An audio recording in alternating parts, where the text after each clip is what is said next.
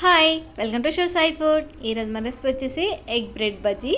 Evening స్నాక్స్కి కానీ morning బ్రేక్ఫాస్ట్కి కానీ ఎంతో టేస్టీగా చాలా ఫాస్ట్గా ప్రిపేర్ చేసుకోవచ్చు. మనం ఇలా ప్రిపేర్ చేసి పిల్లలకి ఇచ్చామంటే వాళ్ళు చాలా ఇష్టంగా తింటారు, అంత టేస్టీగా ఉంటుంది.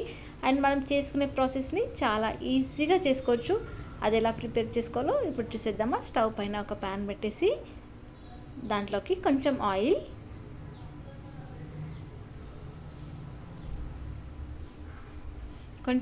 వేసిన తర్వాత కొంచెం వేడవ్వనివ్వండి. ఒక 2 లేదా 3 చెంచాల ఆయిల్ వేసుకోండి. అది వేడైన తర్వాత ఒక 2 పెద్ద సైజువి ఆనియన్స్ని ఇలా కట్ చేసి వేసుకోవాలి. తర్వాత ఒక క్యారెట్ని ఇలా సన్నగా తురిమేసి వేసుకోండి. రెండింటిని ఇలా వేసిన తర్వాత కొంచెం వేగనివ్వండి. ఆనియన్స్ అనేది కొంచెం బ్రౌన్ కలర్ వచ్చేంత వరకు వేయించుకోవాలి. ఇప్పుడు సన్నగా కట్ చేసిన పచ్చిమిర్చి ఒక 2-3ని ఇలా వేసుకోండి. తర్వాత సగం చెంచా సాల్ట్, అంటే మన టేస్ట్కి సరిపోయేంత సాల్ట్ని వేసుకోండి. అలాగే కారం కూడా ఒక సగం చెంచా వేసుకోండి. ఇప్పుడు జీలకర్ర పొడి,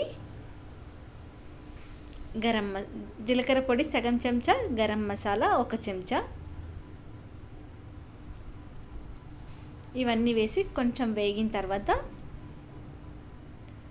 టమాటో సాస్ ఒక 2 లేదా 3 చెంచాలు వేసుకోండి. ఇప్పుడు మొత్తం మిక్స్ అయ్యేటట్టు కొంచెం కలిపేసేయండి. తర్వాత 1 కప్పు వాటర్ని వేసి మంటని హై ఫ్లేమ్లో పెట్టేసి కొంచెం వేగనివ్వండి.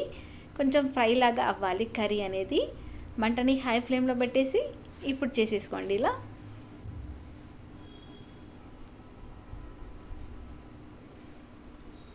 ఇప్పుడు మంటను తగ్గించి మూత పెట్టేసి మళ్ళీ కొద్దిసేపు ఉడకనివ్వండి.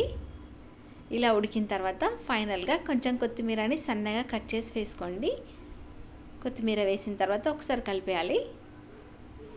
కొత్తిమీర మనకు కావాల్సినంత వేసుకోండి, మీకు నచ్చితేనే వేసుకోండి. చూడండి, కొద్దిసేపు ఇలా కుక్ అయిన తర్వాత మనం స్టవ్ ఆఫ్ చేసేసుకోవచ్చు. స్టఫింగ్ కర్రీ రెడీ అయిపోయిందండి. చూసారు కదా, కర్రీ అనేది మనకి దగ్గరగా ఉడికిపోయింది కదా.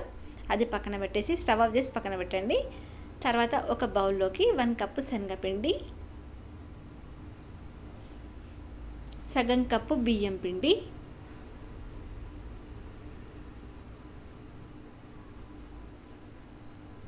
ఒక పావు చెంచా కారం, సాల్ట్ కూడా ఒక పావు చెంచా వేసుకోండి. ఇప్పుడు సన్నగా కట్ చేసి పెట్టుకున్న కొత్తిమీర, కొంచెం మిరియాల పొడి, ఒక సగం చెంచా అన్న పావు చెంచా అన్న మిరియాల పొడి వేసుకోండి. ఇప్పుడు వీటన్నిటి మొత్తం మిక్స్ అయ్యేటట్టు ఒకసారి కలిపేసుకోవాలి. కారం సాల్ట్ అనేటివి మొత్తం కలిసిపోవాలి పిండిలో. ఇలా కలిసిపోయిన తర్వాత మనం కొంచెం కొంచెంగా వాటర్ని యాడ్ చేసుకుంటూ బజ్జీల పిండిలాగా తడిపేసుకోవాలి. చూడండి, వాటర్ని చూసుకుంటూ వేసుకోండి. బజ్జీ పిండి కన్నా కొంచెం పల్చగా ఉండాలి. చూడండి, ఈ కన్సిస్టెన్సీలో వచ్చేంత వరకు కలిపేసి పెట్టుకోండి. ఇలా కలిపి పక్కన పెట్టుకోండి. తర్వాత ఇప్పుడు బ్రెడ్కి సైడ్స్కి ఉన్న పార్ట్స్ తీసేసేయండి. బ్రౌన్ కలర్వి ఇలా తీసేసుకోవాలి. 4 సైడ్స్ని ఇలా కట్ చేసేయండి. మీ దగ్గర ఏ బ్రెడ్ ఉంటే ఆ బ్రెడ్ తీసుకోండి, ఏదైనా పర్వాలేదు. ఇలా సైడ్స్ని కట్ చేసేసేయండి. చూడండి, మనకు కావాల్సిన బ్రెడ్లని ఇలా కట్ చేసి పక్కన పెట్టేసుకోవాలి. తర్వాత మనం స్టఫింగ్ కోసం ప్రిపేర్ చేసి పెట్టుకున్న కర్రీ ఉంది కదా, ఆ కర్రీని ఇలా మధ్యలో మాత్రమే పెట్టేసేయండి.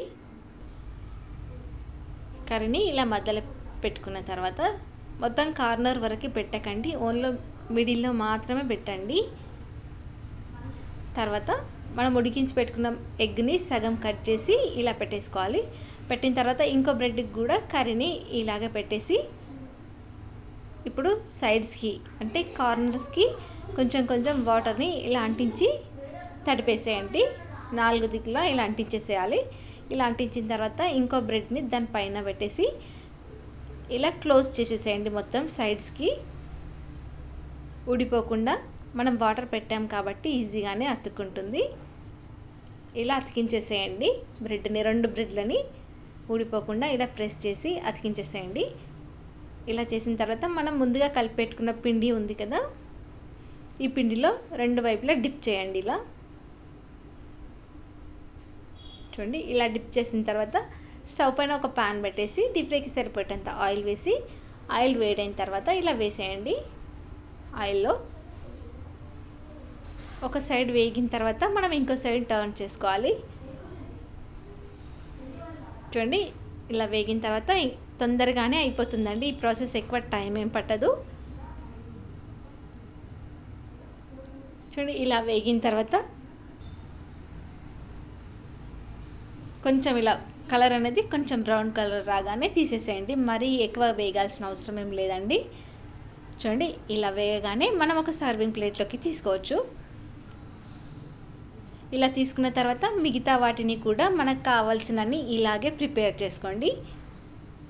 చూసారు కదా, మిగతా వాటిని కూడా ఇలాగే కొంచెం బ్రౌన్ కలర్ వచ్చేంత వరకు వేయించి తీసేసుకోండి. అంతే అండి. ఎంతో టేస్టీగా ఉండే ఎగ్ బ్రెడ్ బజ్జీ రెడీ అయిపోయిందండి. మనం పిల్లలకి ఇలా ప్రిపేర్ చేసి ఇచ్చామంటే వాళ్ళు చాలా ఇష్టంగా తింటారు. అండ్ టేస్ట్ కూడా చాలా సూపర్గా ఉంటుంది. చూడండి. చాలా సాఫ్ట్గా, టేస్ట్ కూడా చాలా సూపర్గా ఉంటుంది. మనం ఈ బ్రెడ్లని ఇలాగే డైరెక్ట్ కాకుండా మనం దీన్ని హాఫ్ లాగా కట్ చేసుకొని కూడా సర్వ్ చేసుకోవచ్చు.